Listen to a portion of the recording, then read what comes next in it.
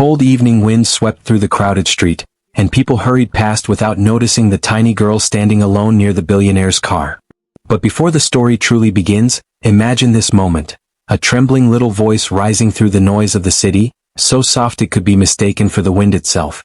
A powerful billionaire steps out of his car, his guards surrounding him, and suddenly a small hand tugs his coat.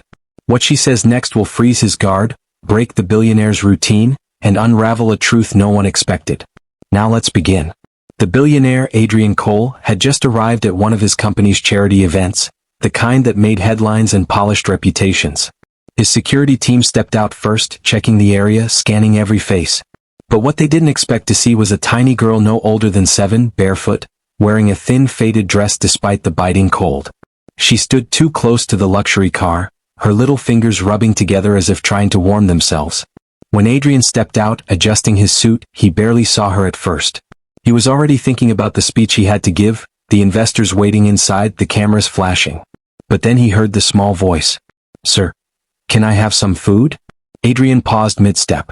His guard, Damon, immediately moved forward, prepared to escort the girl away.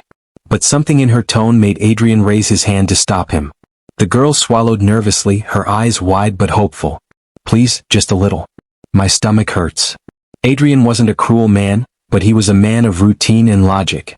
He had seen poverty, and most of the time he dealt with it through donations and structured programs, not personal interaction. But this girl, there was something painfully honest in her voice. He reached into his car to ask his driver if there were snacks, but the girl suddenly stepped closer, gripping her small hands tightly as if gathering courage. Damon stiffened, watching every movement, one hand instinctively near his earpiece. The billionaire crouched down to the girl's height and asked gently, "Where are your parents?" Her lips trembled. "Mama is sick, and she hasn't eaten either. I thought maybe you could help." Her voice cracked on the last word. Adrian felt something shift inside him, a tug he hadn't felt in years. He motioned Damon to relax and told the girl, "I'll get you something warm to eat, don't worry." But before he could stand, the girl shook her head quickly. "No, not just food." And then she whispered the words that made Damon freeze completely. "Please don't let them take my mama away."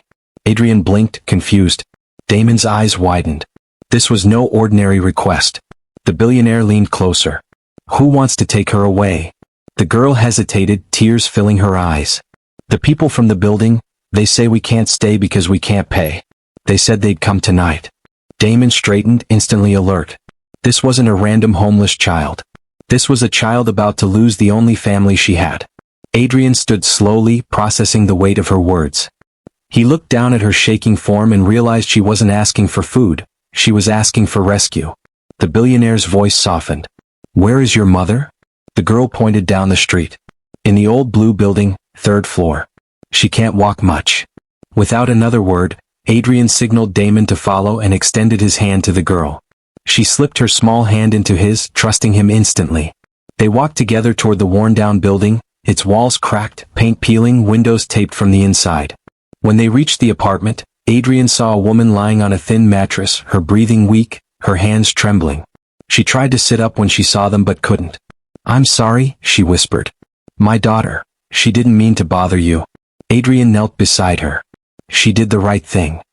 He looked at Damon and the guard nodded, already pulling out his phone to call medical help. The woman's eyes filled with worry. "They said they'll throw us out tonight. Please, I just need a little more time." Adrian gently placed a blanket over her. "No one is throwing you out. Not tonight. Not ever again." The woman stared at him in disbelief, and the girl hugged him tightly, her tiny arms barely reaching around him. Adrian felt his throat tighten, realizing how much fear they had been living in. Within minutes, medics arrived and arrangements were made for treatment, housing, and support. Damon watched quietly, still thinking about the girl's last words. She hadn't asked for toys, money, or miracles. She had asked for something far more powerful: protection.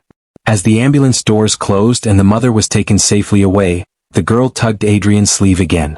"Thank you for saving my mama." Adrian smiled softly. "No, sweetheart. You saved her. You were brave enough to ask for help." And for the first time in a long time, the billionaire felt something richer than wealth: purpose.